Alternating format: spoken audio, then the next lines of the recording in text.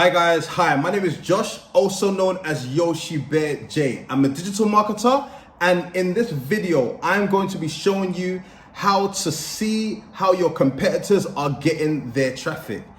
How to see how your competitors are getting their social media traffic. Guys, competitor analysis is super important because it enables you to see what your competitors are doing and see what's working for them, and basically taking those ideas and implementing it in your business. I'm going to be showing you a whole bunch of stuff to give you some ideas that you can put into your business and give you some ideas of different strategies that you can use as well. So with no further ado, let's get into the video. Hi guys, so I'm going to show you how to check on your competitors and find out how they're getting their traffic for free. Right? So, guys, what you want to do, you want to go to a website called similarweb.com. It's completely free. The information that they give you is very, very extensive, for completely free, and you can pretty much make decisions off of those pieces of information, right? Competitor analysis is super important because, guys, when it comes to running businesses, you don't have to always figure everything out by yourself. Sometimes you can look at your competitors, see what they're doing, and pretty much just model it, right? You always want to model success, right?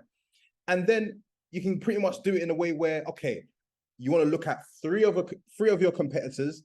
If you see one competitor getting their traffic through YouTube, then for your business, you can try YouTube.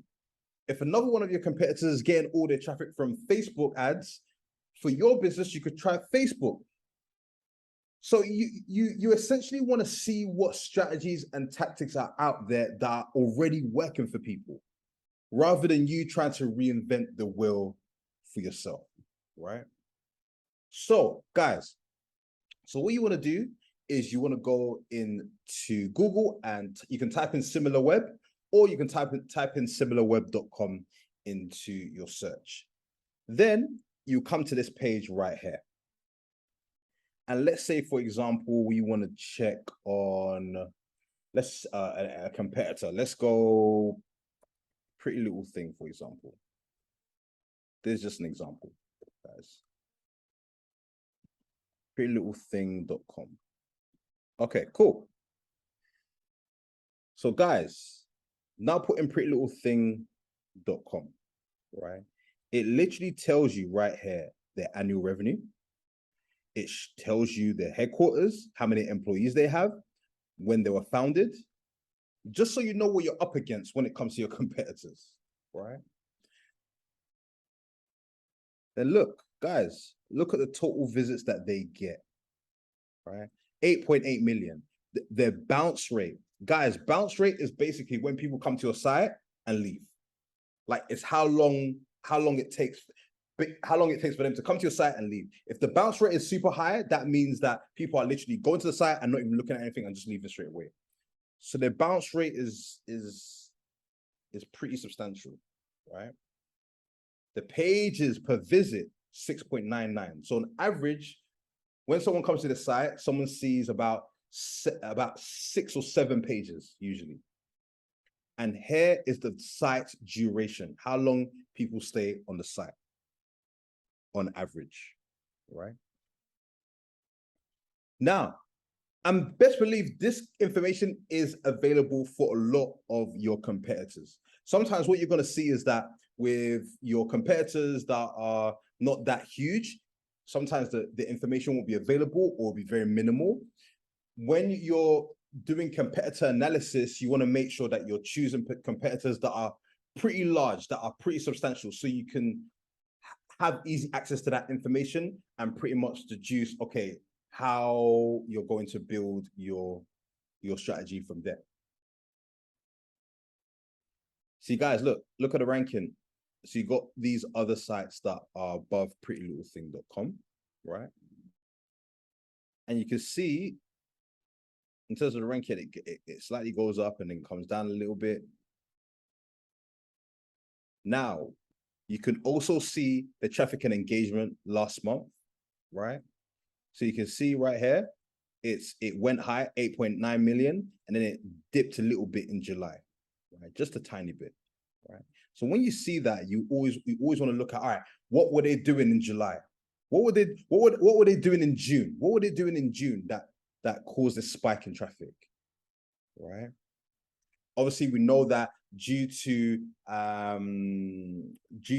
changes in the algorithm, there's probably like some ambassador programs that they probably launched, or probably working with some major influencers.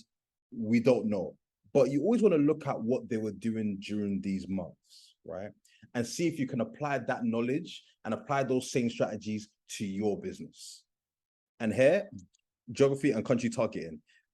So they're getting the majority of the traffic from the United Kingdom and the United States, right? So here, when you're doing competitor analysis, it's going to literally tell you, all right, this is the countries that they're usually getting their traffic from.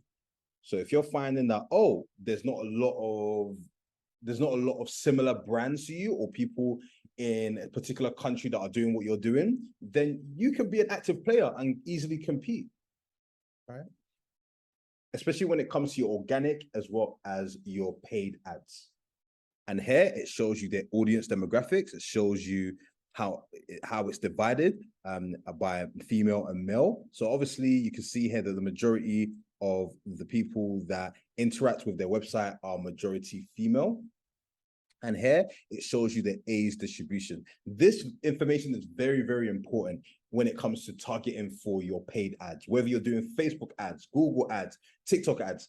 When you're choosing the age, by looking at this, you can get a fairly good idea, as well as looking at your own analytics. Most of the time, what you're going to find is that when you're looking at your own analytics and you're looking at your competitors' analytics, the age distribution is probably going to be about around the same. So that will give you further confirmation in terms of how you're going to be targeting when it comes to your paid ads. Again, now you're going to come down here to audience interests, right?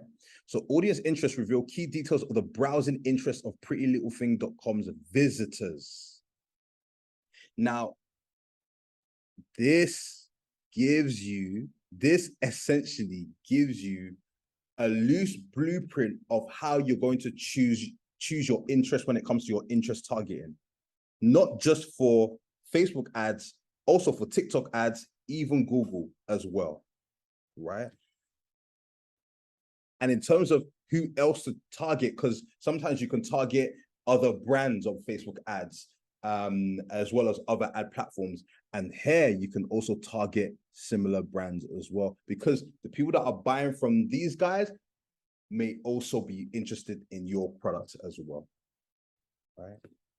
So look, I clicked on news publishers and these are the different ones that popped up, right? So again, when it comes to your interest targeting, you can target yahoo.com, you can target msn.com, because the people that are looking for that product or that brand, this is also what they're interested in.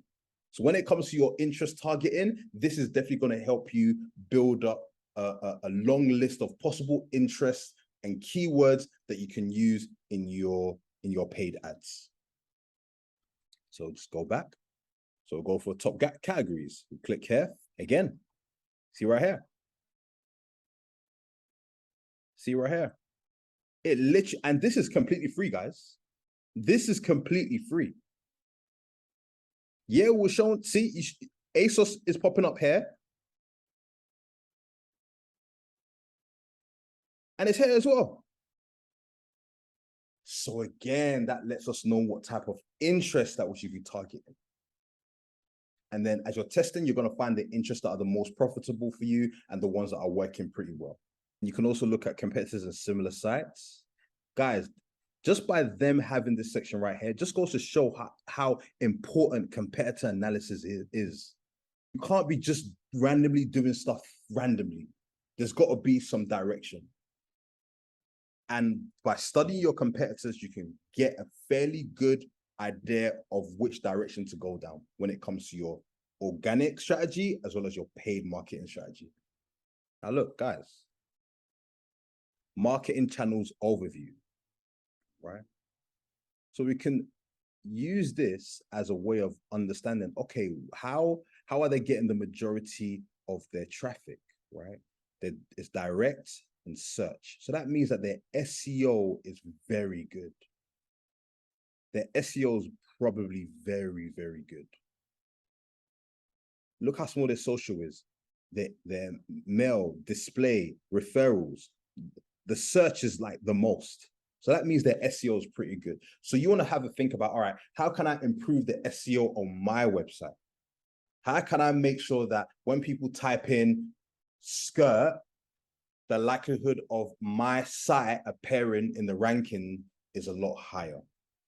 Also here, it also shows you the keyword search traffic. So these are the keywords that people are putting in, right? These are the keywords that people are putting in order to gain access to the site. And obviously what you're going to find most of the time, you're going to find branded keywords here already. But again, it's still a good tool in terms of knowing what keywords to use for your own marketing campaigns. So here, display advertising traffic. So these are where the display ads are shown, student beans and all that great stuff, right? Now, let's look at where they're getting the majority of their social media traffic. YouTube. They're getting the majority of their social media traffic from YouTube. Second is Pinterest. Third is Facebook. Fourth is Instagram, right? So that lets us know that, oh, they're getting a lot of traffic from YouTube. So that means they're probably using a lot of YouTube influencers. They probably have their own YouTube channel. When they do use YouTube influencers, they're probably getting them to do fashion hauls when they're like, hey guys, I'm doing another fashion haul with Pretty Little Thing. Hey guys, check this out. That's probably what they're doing a lot of. So that's generating a lot of social media traffic for them. These are the top 3 for them. Pinterest as well, right? So they're probably doing the same thing on Pinterest. Facebook. They're probably doing the same thing on Facebook and Instagram. However, these ones are probably going to be more on the paid ads side. Facebook ads and Instagram ads, right? So this gives you a good idea of their social media strategy. Because I feel that when it comes to social media traffic, for a lot of small to medium-sized businesses, that type of traffic is a lot more accessible. It's just about understanding the strategies and understanding the opportunities that are there, right? So by looking at this, and like, for example, by looking at YouTube and going into YouTube and type in Pretty Little Thing, what you're probably going to see, a whole bunch of other influencers talking about Pretty Little Thing, right? Same with Pinterest, same with Facebook, same with Instagram. And here we've got our outgoing links as well. So guys, use similar web when it comes to doing your competitor analysis. This is going to help you understand your competition and understand what strategies and tactics they are using and how they're doing it and where they're getting the majority of their traffic from, because what's working for them may also work for you, your brand, and your business, right? So guys, use this tool, implement it as part of your marketing, implement the learnings as part of your marketing strategy. And guys, as usual, I'll be coming back to you with more marketing tips to help you guys in your business journey. Take care, guys.